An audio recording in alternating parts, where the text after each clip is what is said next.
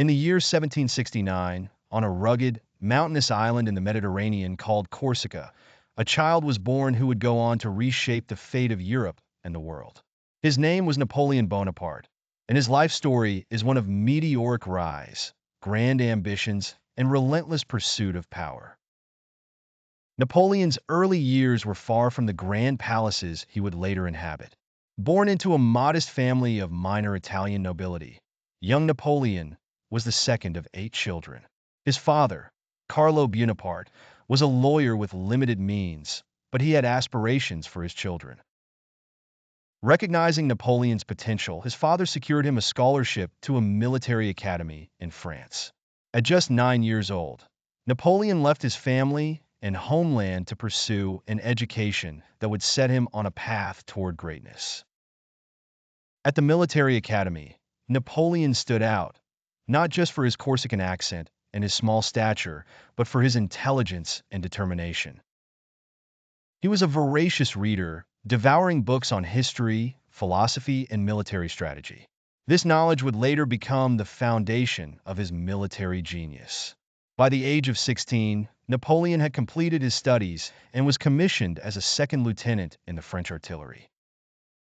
The French Revolution was on the horizon, and with it came unprecedented opportunities for a young, ambitious officer.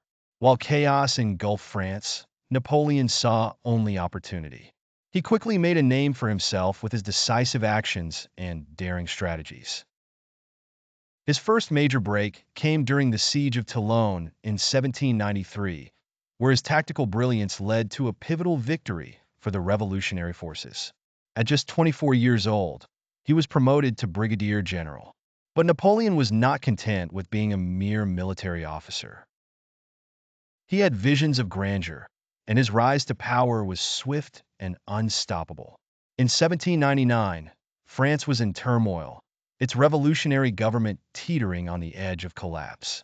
Sensing his moment, Napoleon orchestrated a coup d'état, overthrowing the government and establishing himself as the first consul of France. At just 30 years old, he was now the most powerful man in France. But Napoleon's ambitions didn't stop at the borders of France. He sought to dominate Europe, to create an empire that would rival that of ancient Rome.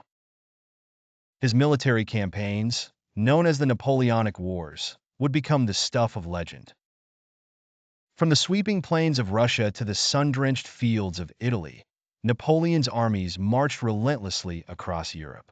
Victory followed victory, as Napoleon demonstrated an unparalleled ability to outmaneuver and outthink his opponents. One of his most famous campaigns was in 1805, when he faced the combined forces of Austria and Russia at the Battle of Austerlitz. Outnumbered and facing seasoned troops, Napoleon employed a brilliant strategy, luring his enemies into a trap.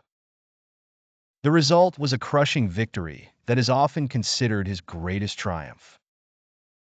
It was after Austerlitz that he crowned himself Emperor of the French, solidifying his position as the most powerful man in Europe.